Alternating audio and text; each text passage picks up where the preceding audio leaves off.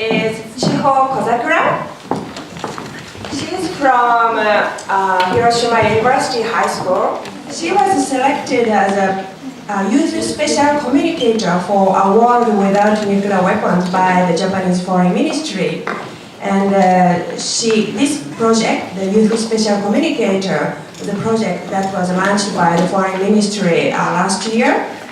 And she had an opportunity to participate in a humanitarian conference that was held in Nayarit, Mexico in February.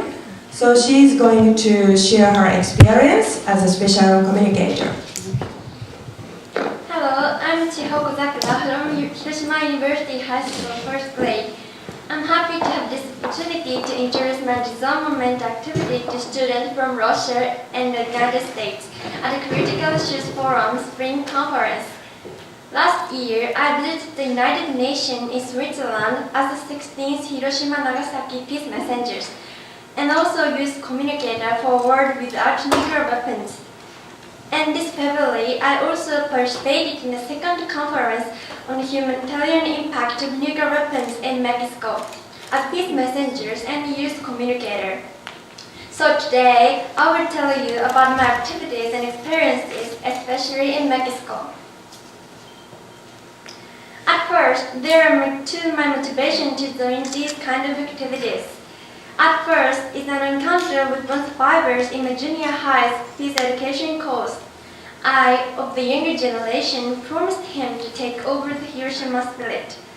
Second is an article of newspaper which said more and more young people cannot tell the date of atomic bombing of Hiroshima. August 6, 1945. This is the date when an atomic bomb was dropped on Hiroshima. I was so surprised and shocked when I read it. And I had a sense of crisis that the memory of Hiroshima was beginning to fade out. While I have been thinking of them, I learned about the activity of Hiroshima High School Peace Messengers. The High School Peace Messengers group was established by Nagasaki High School students in 1998, when the successive nuclear tests were conducted by India and Pakistan.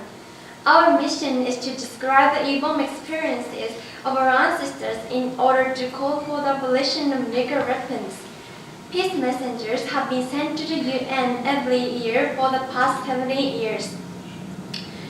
In the UN, we observed a conference on disarmament, make a speech for the abolition of nuclear weapons, and present signatures for the abolition of nuclear weapons. We, the Peace Messengers and the Executive Committee of the 10,000 high school students signature campaign, collect these signatures every year. Anyone interested can sign. Last year, the signatures which Peace Messengers have delivered for 15 years reached 1,041,679. The UN appreciates the next generation achievement and effort, and expect us to expand our activities. And this is the only UN-authorized signature campaign. The UN promised to preserve the signatures forever. A part of them are exhibited at the permanent bomb exhibition at the UN, which was established in 2011, as a symbol of the activities for the abolition of nuclear weapons. And last year, the Japanese government appreciated our activity. So we, Peace Messengers, were appointed by the Ministry of Foreign Affairs as the first youth communicator for a world without nuclear weapons. I will tell you about this system.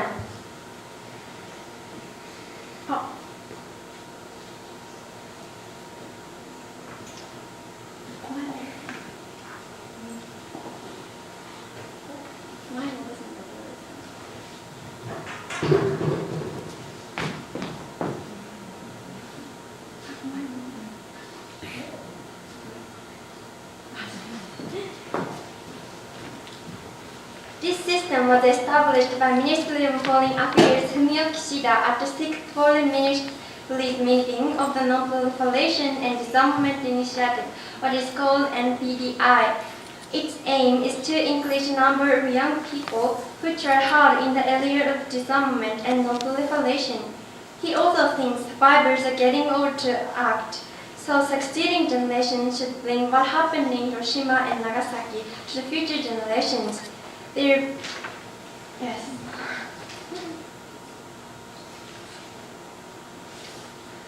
So far, I told you about Peace Messengers and Youth Communicator program. From now on, I will tell you about my experiences participating in the second conference on humanitarian impact of nuclear weapons in February in Mexico. This conference was mandated to make practical plans for the abolition of nuclear weapons following Oslo Conference. At this conference, many civil society groups participated because the needs of civil society have increased. 146 countries, 3/4 of member nations of the UN, participated in this conference. And the details of an account was two states that possess nuclear weapons outside the NPT regime, India and Pakistan. States under the nuclear umbrella such as Japan, Australia, and so on. NATO countries such as Germany and Netherlands, and so on. And non-nuclear states such as South American countries and African countries, and so on.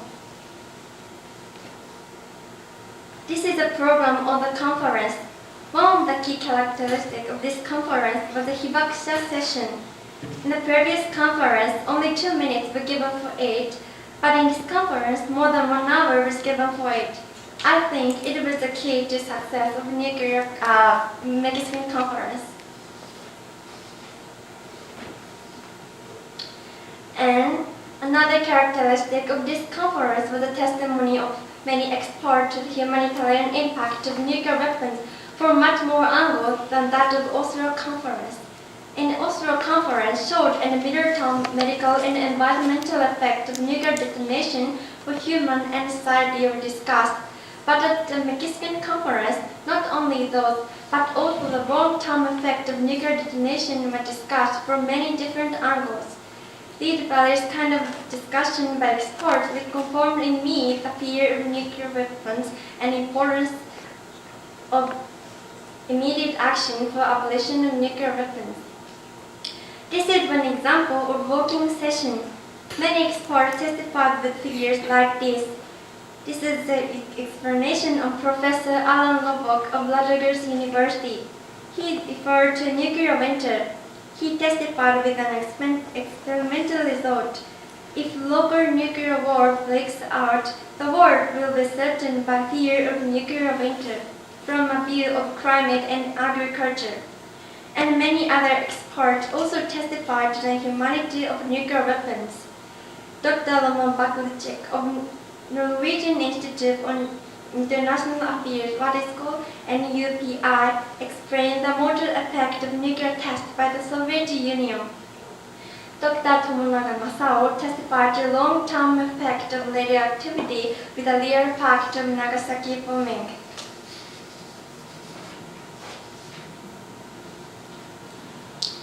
And after 2 days of conference, all of participants had an opportunity to be able to make a statement. The Australian government ran for the host country of next conference, and it changed the atmosphere of this conference. So many countries followed Australia and gave their statement. So I will tell you about that in 3 groups. First is a state that possessed nuclear weapons outside the NPT regime. Diplomats of India say that the discussion of the inhumanity of nuclear weapons is important. A step-by-step approach for international illegality is important. It seems to be positive for this discussion. Next were the nuclear umbrella states. They say that step-by-step approach is needed under the non-proliferation system, including NPT. The security forum is also important.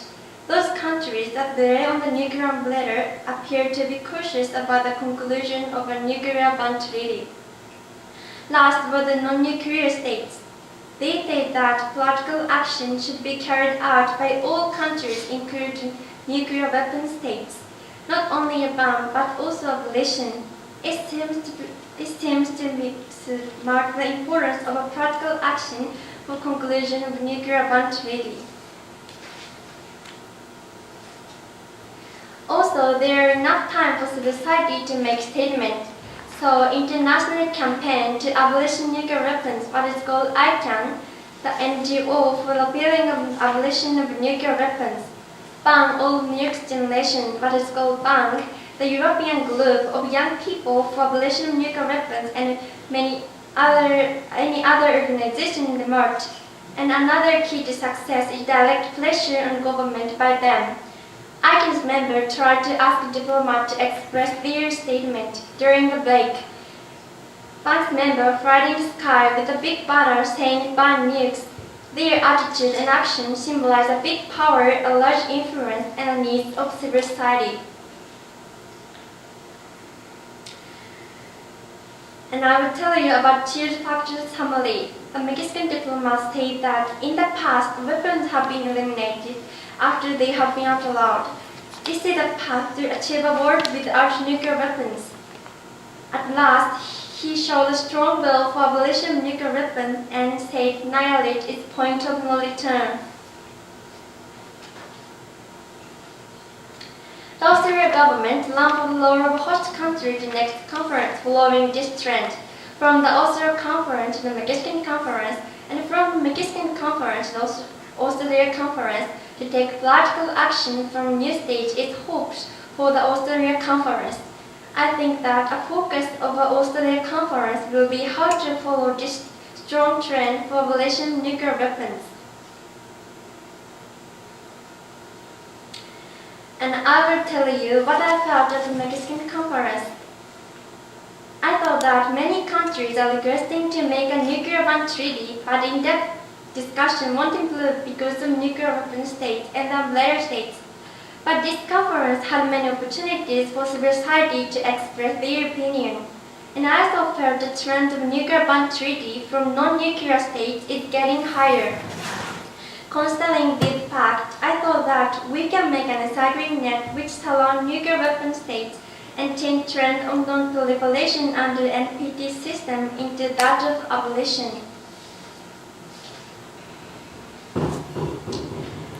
In conclusion, I will tell you about succeeding generation mission which I found through my experiences. First is from testimonies of experts of working session. We, the succeeding generation, should set specific evidences in order to abolish nuclear weapons after survivors getting too old to act. Second is how much pressure we can put on governments. Considering from history, civil society has gradually made a difference in the international situation through its strong appeals. At this conference, civil society such as ICAN changed the government attitude. So I think that's why it is possible for us, civil society, to make nuclear power states and nuclear later states say yes for abolition of nuclear weapons by building close cooperation with non-nuclear states. In fact, nuclear later states seem to be cautious about the conclusion of the nuclear ban treaty. This trend was made by non-nuclear states and civil society, I think. So I think we, civil society, should take action to make an recycling net which surrounds nuclear weapon states and nuclear later states by cooperating with non-nuclear nations. I expect next Australia conference to conclude nuclear ban treaty before 70th anniversary of Hiroshima and Nagasaki bombing. I think I continue to take action as a civil society member. And today, I'm proud to share my experiences in Mexico with you, high school students in the United States and from Russia. Thank you for your attention.